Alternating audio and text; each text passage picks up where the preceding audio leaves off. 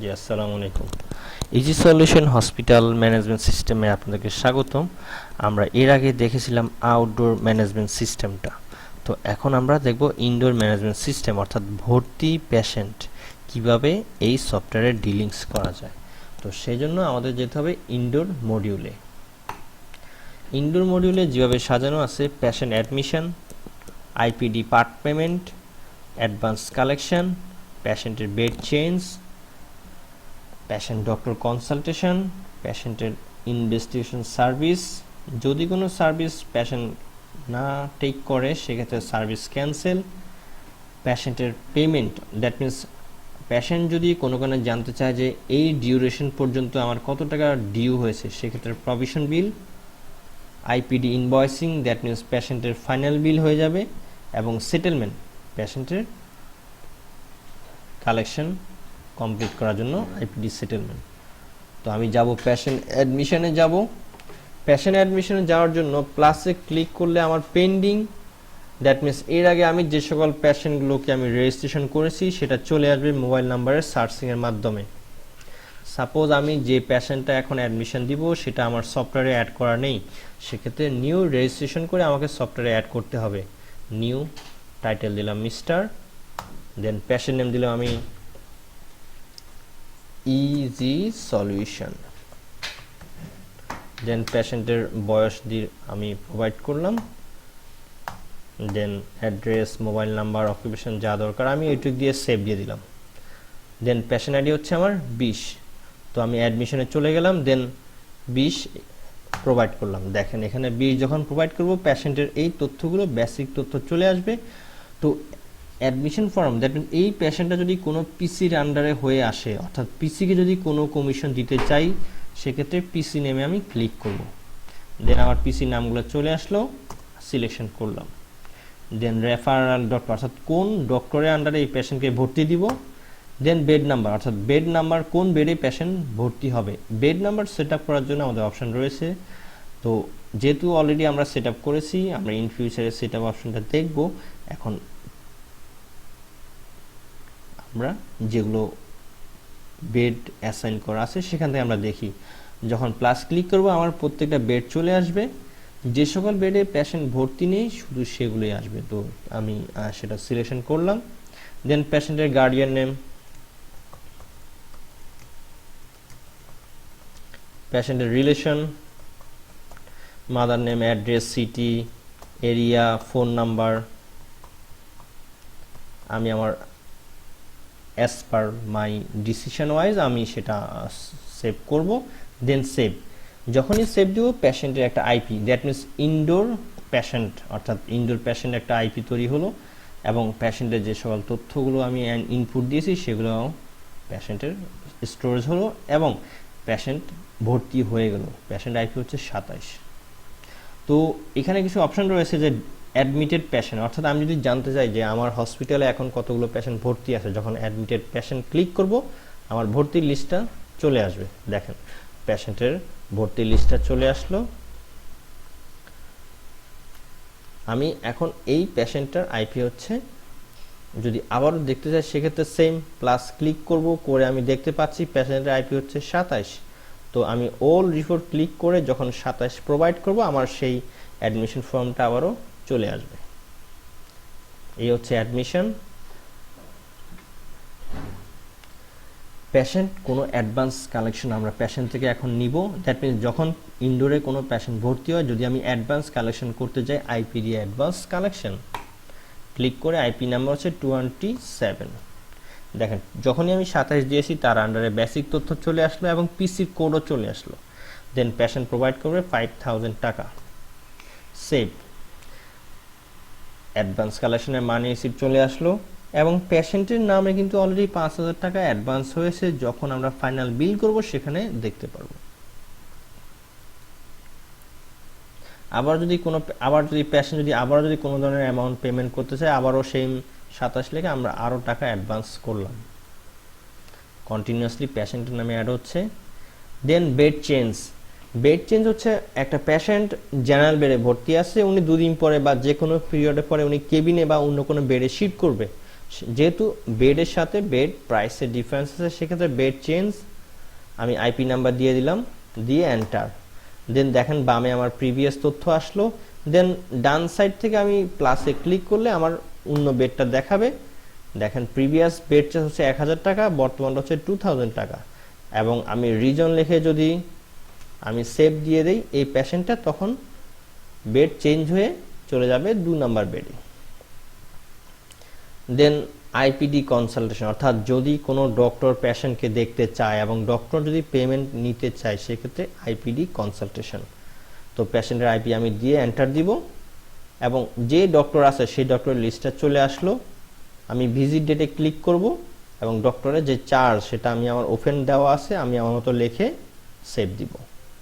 Suppose আমি আরও একটা দেখাচ্ছি, আইপিডি কনসালটেশন। আমি আইপি নাম্বারটা দিয়ে এন্টার দিব এবং যে ডক্টর লিস্টটা আসবে সেটা চলে আসবে। দেন ভিজিট ডেটে ক্লিক করলে আমার ভিজিটের ডেটগুলো আসবে। দেন ডক্টরের চার্জটা আমি এখান থেকে নিয়ে সেভ দিব। দেন পেশেন্টকে ডক্টর কিছু সার্ভিস দিয়েছে, দ্যাট মিনস কিছু টেস্ট যখন প্রোভাইড করবে, সেক্ষেত্রে হচ্ছে আইপিডি সার্ভিস। যখনই আমি যাব, দেখেন আমার ভর্তি পেশেন্টের লিস্টটা চলে আসবে। আমি যদি চাই প্লাস দিয়েও আমি নিয়ে আসতে পারবো। দেন এন্টার, তখন দেখেন এখানে পেশেন্টের বেসিক তথ্য চলে আসলো এবং সার্ভিসের সেই বক্সটি চলে আসলো। আমি যখন এন্টার দিব, আউটডোরের মতো টেস্টগুলো এখান থেকে চলে আসবে।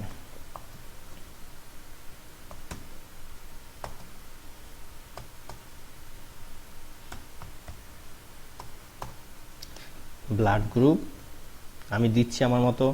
ফিজিওথেরাপি চার্জ, সাপোজ ফিজিওথেরাপি নিয়েছে 10 বার, তাহলে 10 যখন ইনপুট দিব দেন 10 বার এটা হয়ে যাবে সেভ। তাহলে পেশেন্টের একটা মানে সেট হয়ে গেল। এখন যদি চাই যে পেশেন্টটা এখন ক্যাশ টাকা দিয়ে, অর্থাৎ নগদ টাকা দিয়ে আপনাকে সার্ভিস দিবে, উনি বাকি রাখবে না, সেক্ষেত্রে আমরা কি করব, আউটডোর থেকে বিলটা কেটে দিব। দেন আইপিডি সার্ভিস ক্যান্সেল, অর্থাৎ যদি পেশেন্ট আমরা যে কিছুক্ষণ আগে যে বিলটা কেটেছি, পেশেন্ট সেখান থেকে কোনো সার্ভিস যদি না নিতে চায়, সেক্ষেত্রে আইপিডি সার্ভিস ক্যান্সেল। দেন আমি আইপি নাম্বার প্রোভাইড করে গো দিব। দেখেন এই পেশেন্ট যতগুলো সার্ভিস নিয়েছে তার লিস্টটা চলে আসলো। দেন সাপোজ উনি সিবিসি করবে না, তাহলে টিক চিহ্ন দিয়ে যখন সেভ দিব, এই সিবিসির অ্যামাউন্টটা পেশেন্টের বিলে যোগ হবে না। এক্সিট প্রভিশন বিল, পেশেন্ট ভর্তি আছে, পেশেন্টের গার্ডিয়ান এসে বললো আমার কত টাকা বিল হয়েছে, আমাকে একটা ডকুমেন্ট দেন, আমি দেখতে চাই প্রভিশন বিল। যখন প্লাসে ক্লিক করব, পেন্ডিং ভর্তি পেশেন্টের লিস্ট আসবে, দেন দিয়ে এন্টার। দেখেন প্যাথোলজিতে হয়েছে 3টা টেস্ট। যখন ডাবল ক্লিক করব, আমরা প্যাথোলজির আন্ডারে কি কি আছে সেটা আমরা এখান থেকে দেখতে পারবো। দেখেন যখন আমি 3 ইউনিটে ক্লিক করব, দেখেন এখানে কি কি টেস্ট আছে সেটা চলে আসলো। এখানে 4টা টেস্ট আছে, দেখেন CBC, T3, T4, blood CS.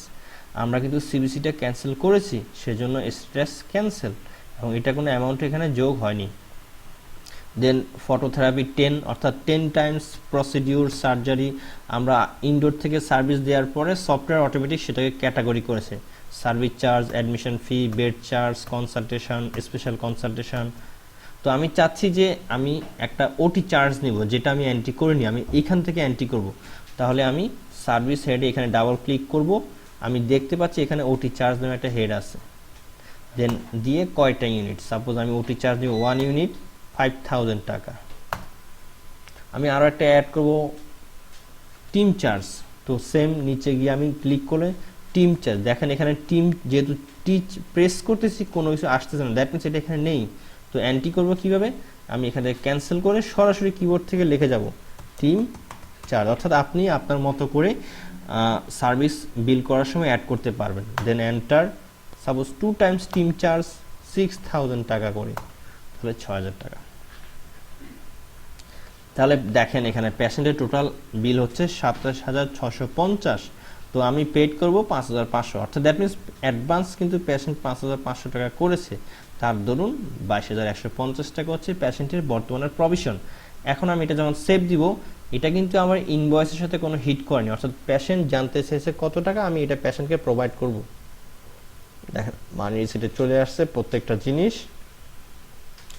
এটা যদি আমি আবারও করতে চাই, আবারও করা যাবে। দ্যাট মিনস যখনই সাপোজ পেশেন্ট 4 দিন ভর্তি আছে, 3 দিনের সময় বললো আমার কত টাকা আসছে, আমি যে আমাকে একটা ডকুমেন্ট দেন, আমি প্রভিশন থেকে দিয়ে দিব। প্রভিশনটা হচ্ছে ওই মুহূর্তে কত টাকা আছে। তো এখন পেশেন্ট রিলিজ, ডক্টর রিলিজ করে দিয়েছে, সেক্ষেত্রে আইপিডি ইনভয়েসিং, অর্থাৎ যখন আমি ইনভয়েস করব এই পেশেন্টটা কিন্তু এখনও ভর্তি আছে, তখন পেশেন্টের ডিসচার্জ হয়ে যাবে এবং পেশেন্টের নামে যে বেডটা অ্যাসাইন করা ছিল সে বেডটাকেও তখন ভ্যাকেন্সি, অর্থাৎ দ্যাট মিনস খালি দেখাবে। তো আইপিডি ইনভয়েসিং, আমি প্লাসে ক্লিক করলাম, পেন্ডিংটা চলে আসলো, দেন সিলেকশন করে এন্টার। সাপোজ আমি এখান থেকে আমি কিছু ডিসকাউন্ট দিব, আমি প্যাথোলজিতে সাপোজ 400 টাকা ডিসকাউন্ট দিব, তাহলে ডিসকাউন্টের ঘরে গিয়ে 400 টাকা, আমি ইউএসজিতে 100 টাকা ডিসকাউন্ট দিব। এইভাবে করে আমি আমার ইচ্ছে মতো কাস্টমাইজ করে ডিসকাউন্ট দিতে পারবো। তো আমি চাচ্ছি এখানে একটা টিম চার্জ সেটা অ্যাড করবো বা ওটি চার্জ অ্যাড করব, তাহলে অ্যাড করে আমি এখানে তার অ্যামাউন্টটা এখানে বসিয়ে দিতে পারবো। তো এটা হচ্ছে আপনার ইনডোর ইনভয়েসিং। তো টোটাল আমার বিল এসেছিল 19,110 টাকা, পেশেন্ট অ্যাডভান্স পেড করেছে 5,500 টাকা, ডিউ আছে 13,610 টাকা। তো যখন আমি সেভ দিব এই পেশেন্টের বিলটা ক্লোজ হয়ে যাবে এবং তার নামে যে বেডটা অ্যাসাইন করা আছে সে বেডটাও খালি হয়ে যাবে এবং এই পেশেন্টের দেন আর কোনো সার্ভিস নিতে পারবে না। সেভ। দেখেন ফাইনাল বিল চলে আসলো। ফাইনাল বিল, ইনভয়েস নাম্বার, পেশেন্টের নেম এবং তার তথ্য। আমরা এখানে দুটা ভাগে ভাগ করেছি, হসপিটাল বিল একটা ক্যাটাগরি, এছাড়া প্যাথোলজি, রেডিওলজি, ইমিউনোলজি এবং মেডিসিন একটা ক্যাটাগরি। এবং হসপিটাল বিলে দেখেন 16,310 টাকা এবং রেডিওলজিতে প্যাথোলজিতে আসছে 2,800 টাকা। তাহলে টোটাল হচ্ছে নেট পেয়েবল 19,110 টাকা, অ্যাডভান্স 5,500 টাকা, আপনার ব্যালেন্স হচ্ছে 13,610, অর্থাৎ পেশেন্টের নামে বিলটা ক্লোজ হয়ে গেছে। এই বিলটা কিন্তু এখনও আপনার ইউজারে অ্যাড হয়নি, কারণ আপনি এখনও ফাইনাল কালেকশন করেননি। পেশেন্টের বিলটা আমরা ক্লোজ করছি। এখন পেশেন্ট যদি জানতে চায় যে আমাকে এটা ডিটেলসটা দেন, যে আপনি যে আমার থেকে কনসালটেশন নিয়েছেন, বেড চার্জ নিয়েছেন, প্রসিডিউর নিয়েছেন, প্যাথোলজিতে দিয়েছেন 3টা 2,400 টাকা, তো আমার ডকুমেন্টটা কি নিয়েছি, সেক্ষেত্রে আমি যেটা করব সার্ভিস ডিটেলে ক্লিক করবেন, করে পেশেন্টের আইপি নাম্বার দিয়ে এন্টার। দেখেন এই পেশেন্টের টোটাল ডিটেলসটা চলে আসলো। ইনভেস্টিগেশন সার্ভিস প্যাথোলজিতে 2,400 টাকা, কিভাবে দেখেন blood CS T3 T4 unit চলে আসলো। এইভাবে করে প্রত্যেকটা ডিটেলস পেশেন্টের চলে আসবে। আমি চাচ্ছি এখন পেশেন্ট থেকে পেমেন্ট নিব, দেন আইপিডি সেটেলমেন্ট, দেন পেন্ডিং ইনভয়েস, অর্থাৎ আপনি যদি কোনো ইনভয়েস করে থাকেন সেক্ষেত্রে পেন্ডিং ইনভয়েসে পেন্ডিং থাকবে, আপনি সিলেকশন করে দেন ক্লিক ফর পেমেন্ট মোড। দেখেন টোটাল বিল হচ্ছে 13,610 টাকা। আপনি সাপোজ 610 টাকা ডিসকাউন্ট দিবেন, দিয়ে এন্টার, কোন রিজন, দেন সেভ। এখন কিন্তু সেটেলমেন্ট হয়ে গেছে, অর্থাৎ এই পেশেন্টের বিল কালেকশন হয়ে গিয়েছে এবং আপনার ইউজারে এই সমপরিমাণ টাকাটাও অ্যাড হয়ে গেছে।